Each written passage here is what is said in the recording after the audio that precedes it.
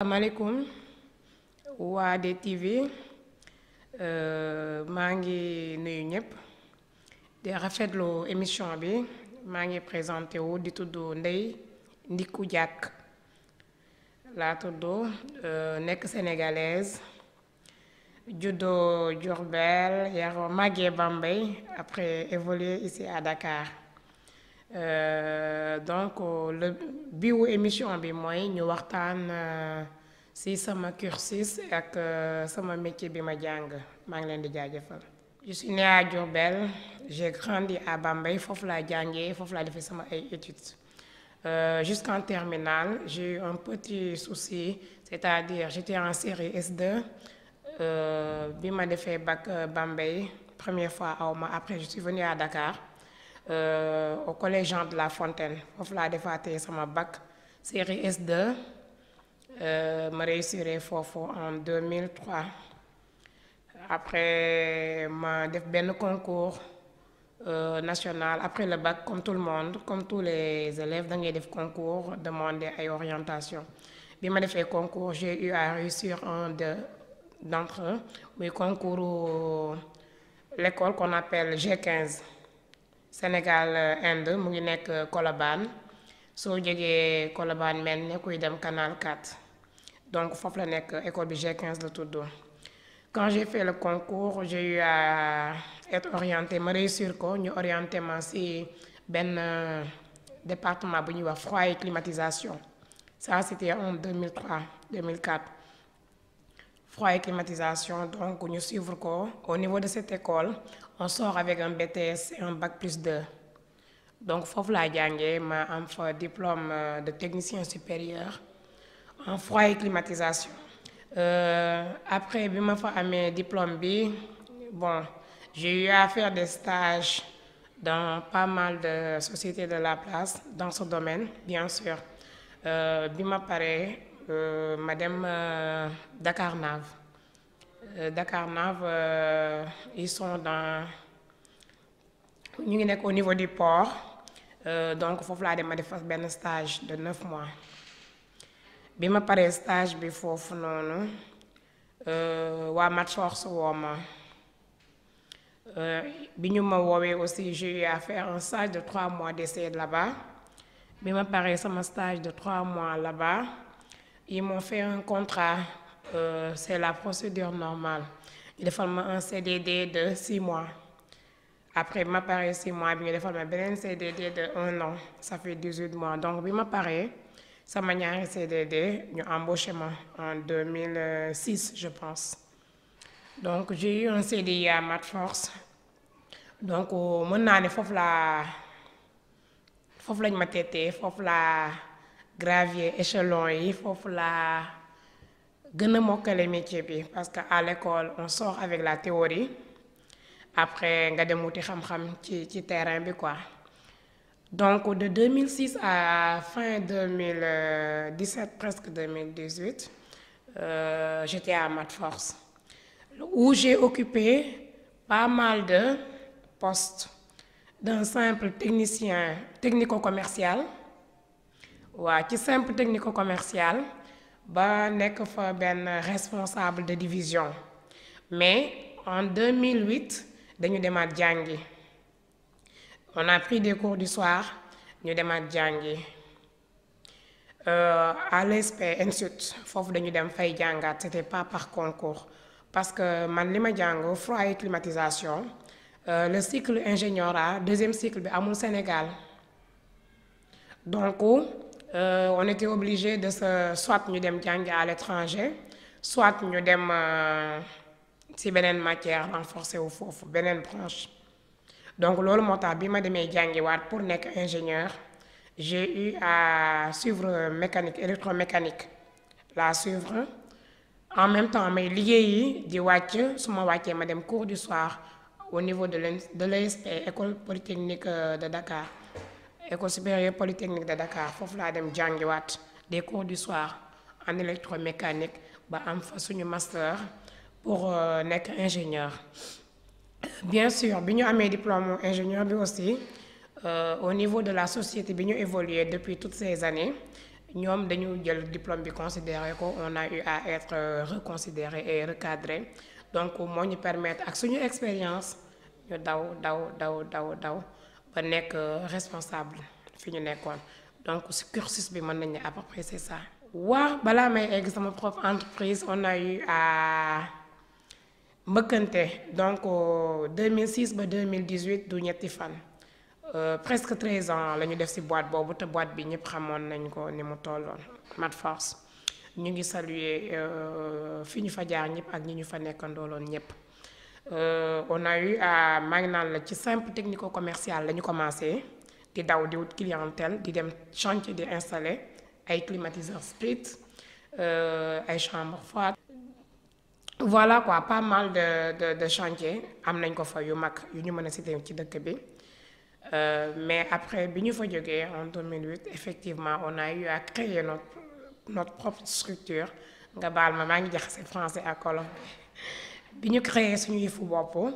on est là-dessus ñu ngi si di jóg di daanu malgré toutes les difficultés yi mu àndal yépp mais àddina ak loolu ñoo ànd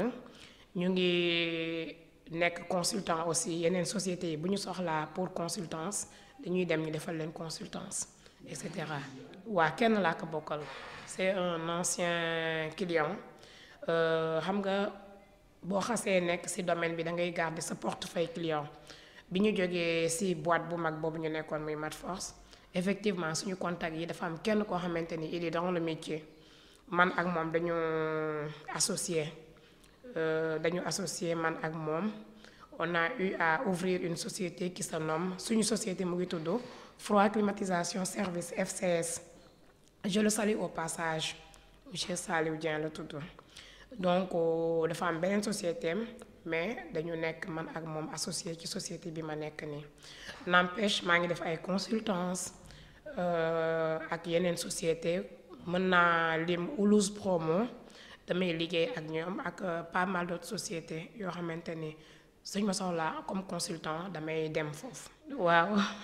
en tant que jigéen ma choisir métier bi mën naa ni métier bi choisiruma ko wax dëgg yàlla je suis scientifique de formation parce que série S2 lañ ma orienté depuis ma demee au lycée suñu famille aussi mën naa ne ils sont seen famille suñu famille aussi mën naa ne dañu penché wu un peu on est un peu scientifique loolu topp nañu mais lu tax ma def métier bii nii ñu ne métier góor la bon entre guillemets parce que góor baax na jigéen baax na moi je suis pas dans cette logique man dama ne li ci bopp bi moo am solo donc góor la jigéen la gëmuma loolu maintenant lu tax ma choisir ko mën naa ne destin la parce que bi may def concours bi au G15 dama def matière yëpp génie civil BT dama def génie civil def structure métallique def électromécanique def froid climatisation def je pense loolu ma fa amoon ak génie civil laa gënoon bëgg wax dëgg yàlla mais boobu nit ñi xamuñu sax froid climatisation moi je fais partie de la 5e promo du G15 man maay 5e promotion bi ñu defee concours bi ñoom ma orienté froid climatisation dinaa la nettali benn anecdote tuuti sax sama yaay comme elle est enseignante jàngalekat la je suis née d'un couple enseignant maa ngi leen di saluer de passage parce que tey suñu ñëwee ba egsi fi yàlla ak ñoom la sama yaay dafa ñëw jógee Bambey ba ci école bi ne suñu directeur des études changé ko parce que dama sonn ci jàngam doo jàng ba am bac ñëw di defar frigo c'est une anecdote léegi dee ne ko suñu directeur des études ne ko demal nga toog madame dina jàng dina si réussir incha allah matière bi su baaxul woon kenn du ko dugal ci école bi donc ça a fait une petite pression pour ko nga def froid climatisation parce que nit ñi xamuñu ko woon je suis de la 5e promo mais léegi je pense ñëpp xam nañ ko implanté wu na imposé wu na bu baax si dans le domaine de la technicité. oui bien sûr góor yi il faut ma liggéey ak ñoom parce que ñoom ñooy wàcc sur le terrain man au début doon naa wàcc sur le terrain mais yow xam nga ni mënatuma yéeg ci échelle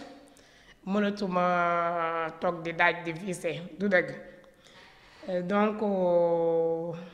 góor ñi ñoom ñooy wàcc ci terrain bi may wàcc di superviser bien sûr di nekkandoog ñoom ci terrain bi suba ba ngoon donc c'est ça. pour dire vrai dund naa ci lu nekk sama technicien yi ma xamante ni maa nekkoon ak ñoom xam nañ bu ñu gisee émission bi dinañ ree ba sonn dund naa ci lu nekk yenn saa yi nga ñëw taxaw di joxe sa programme ñu ne duñ ko jël parce que jigéen du leen diriger yenn saa yi nga woo leen bonjour diw foo nekk ñu ne la lu tax nga may laaj fu ma nekk dem nañu ba tuddee ma madame foo nekk quand j'étais coordinatrice di leen woo ñoom bu ñu gisee émission bi dinañu ree ba daal di ci suuf mais c'est mes amis léegi on a tissé des relations cordiales franchement mais dund naa ci lu nekk benn jigéen bu nekk ci biir ay góor manager plus de 40 techniciens di leen xëy di jox seen programme chaque jour di leen contrôler leur matière yi ñuy utiliser sur le terrain di leen woo di xool seen carburant seen oto suivre seen trajectoire toute la journée duñ ko bëgg mais bon après avec le temps adapté wu naa sant yàlla bu baax dama doon naxanteeg ñoom rek raayanteeg ñoom mais du tee nga téye sa challenge de manager il faut nga dëgër daal dama doon naxanteeg ñoom nag yenn saa yi ma clash ak ñoom man xam naa ni suñu ma gisee dinañ ree ba sonn dama doon clash ak ñoom bu baax wax dëgg yàlla rayante naa ak ñoom xuloo naa ak ñoom xeex naa ak ñoom mais après ils ont compris que on avait tous le même objectif. ils n'avaient pas le choix parce que bu ma sësee ba sës damay sanctionner ils n'avaient vraiment pas le choix mais xam nga nit rek nit la mën a doon on n'avait pas les mêmes éducations on n'avait pas les mêmes voilà quoi dama doon naxante ak ñoom di contourner obstacle yi ba am li ma bëgg sant yàlla bu baax. c'était pas évident ba tey c'est pas évident mën naa ne daanaka doo am vie de famille avec métier bi ñu jàng doo am vie de famille déjà bi may def sama deuxième cycle en 2008-2009 fekk na ma sëy je me suis mariée en 2009 après ma nekk en état ma ëmb di jàngi di dem chantier bi may dawal di dem chantier pick-up laa daan dawal moom laa presque moo foofu laa amee la main pick-up bi laa daan dawal di dem chantier ak samay technicien su ma wàccee 16h 17h ma jógee Bel Air ma dem Ensuite ma jàngi su ma wàccee 22h ñibbisi Maris sama kër j'étais en état j'étais tellement KO que j'ai eu à accoucher d'un bébé prématuré il est né presque à 6 mois et demi parce que tellement que j'étais sous pression ak coono mais sant yàlla tey macha allah maa ngi sant yàlla. mais je vous ai dit que c'est le simple destin man tey je me disais sama ay xalaat bi may def terminale je me disais que peut-être médecine lay def wala juriste lay doon wala dara quoi mais boo amee bac da ngay def concours yu bari je me suis lancée partout ma def santé militaire ma def G15 ma def Sénégal Japon ma def ESP ma def beneen bi comment dirais-je excusez-moi léegi boo defee yooyu yëpp après yàlla mooy ñëw taxaw mu ne fii ngay jaar c'est le simple destin moo ne woon G15 lay jaar après aw ma woon possibilité peut-être bàyyi sama liggéey dem parce que sa position sa statut familial nekk taaw du la may ngay arrêter liggéey bi di dem di jàngiwaat ma jël cours du soir à l'ESP bi ma jëlee cours du soir aussi aw ma woon foofu possibilité de froid et climatisation en deuxième cycle su ma ko amoon loolu laay def ma continuer ko mais dama dem def électromécanique ma fekk fa nag ñoo xamante ni ils ont fait électromécanique depuis leur premier cycle ñeneen ñi ils l'ont fait depuis le lycée ñi génnee de la fosse ak ñi génnee Cheikh Ahmadou Bamba de Diourbel donc ñooñu ils avaient une base solide en électromécanique en technique donc dañu doon écraser bu baax ça je l'avoue mais ñu ñafe rek góorgóorlu ba am ci suñu diplôme macha allah. oui métti na trop comme li am ci àddina bi yëpp àddina lépp a métti da ngay gëm rek gëm-gëm la rek sant yàlla. waaw difficulté bi ñuy jànkuwanteel ci métier bi bari na d'abord secteur informel bi daf ñuy bloqué bu baax bu baax a baax a baax de un. Deuxièmement, ubbi structure dem voler de tes propres ailes c'est pas évident du tout, c'est pas du tout évident, surtout en cette période de crise aussi. Balaa ngay imposer aussi marché bi ñëpp xam la dafay metti. Da ngay investir aussi def sa xaalis du génn gum léegi, il faut investir à long terme. Fournisseurs yi taxawu la, ñi ngay liggéeyal taxawu la, les charges fixes sont là. Nga nekk jigéen di daw, amoo ku la accompagner financièrement, yooyu yépp metti na, mais gëm-gëm la rek, choix la aussi. ñu ñoo ko choisir, ñoo ko gëm. Pression bi day metti, stress su fay ñi nga war a fay day metti et tout ça, mais dañ koy gëm rek dem ba xam lu ñu yàlla di defal. macha allah loolu su ma koy lim dinaa fi yendoo. Ma jox la benn anecdote, su ma dawalee sama oto fu ma wër si Dakar damay romb benn building boo xamante ni man liggéey naa fa, souffrir naa fa bu baax a baax a baax.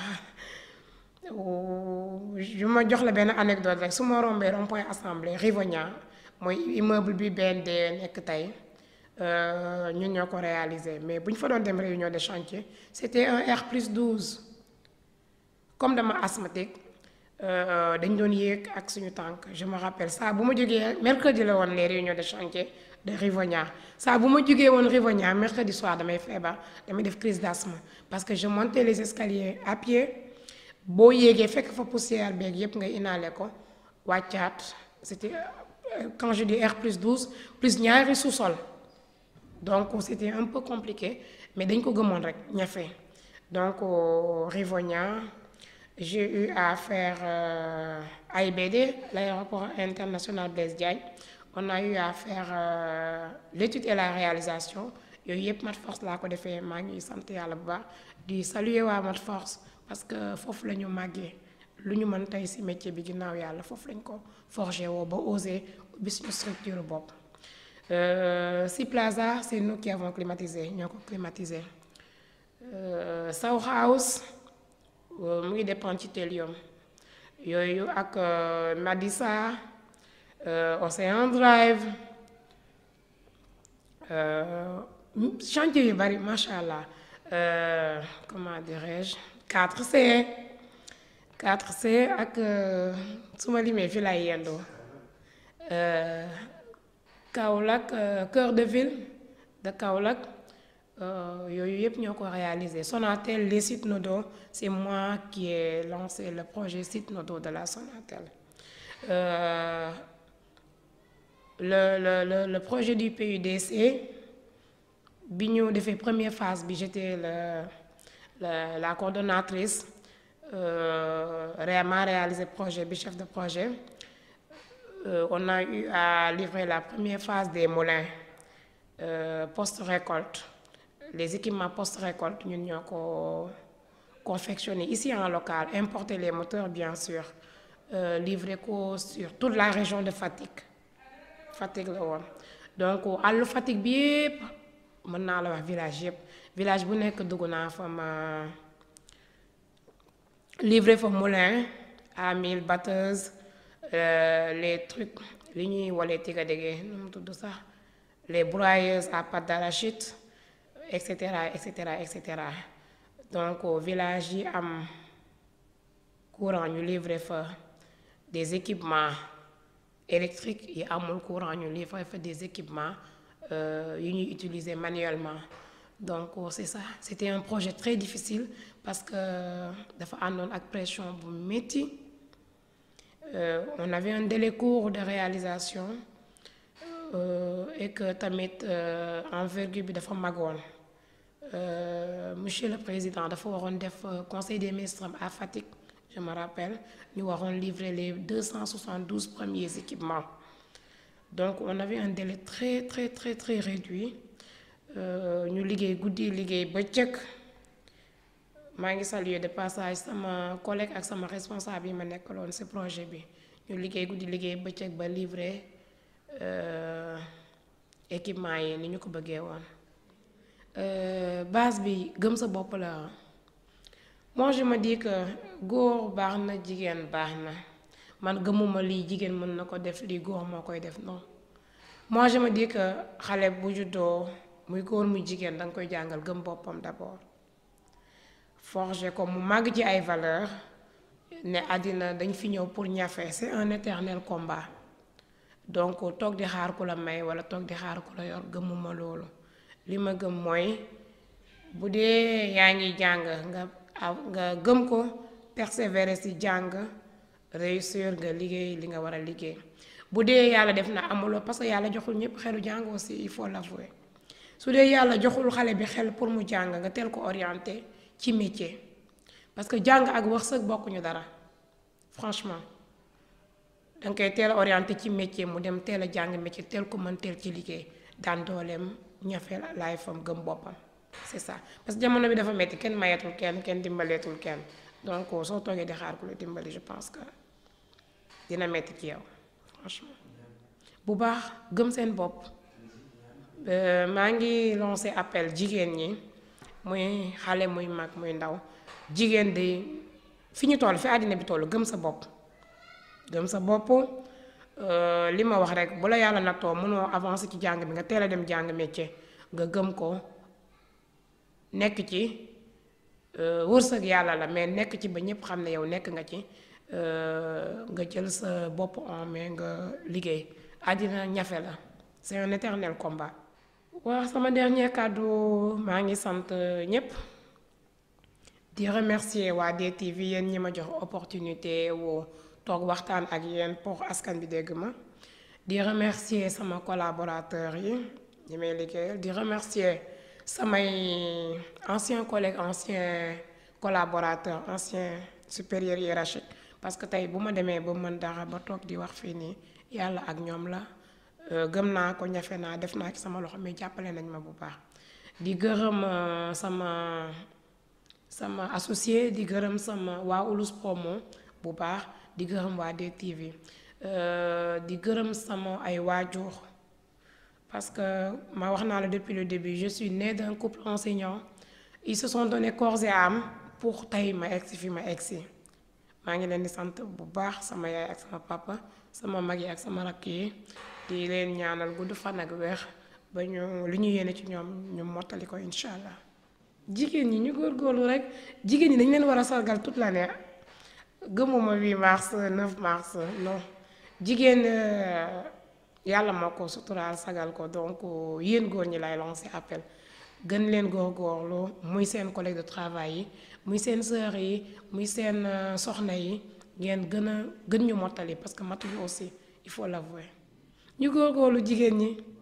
di leen souhaiter aussi une joyeuse fête de 8 mars bonne fête et yàlla ñu ko fekkee déwén yu bare tatal ko di ñaan yàlla jële fi mbas bi aussi parce que on peut pas parler te waxuñu si sonal nañu torop yàlla nañ bokk si ñi koy nettali yàlla yóbbu ko ak jàmm ak salaam incha allah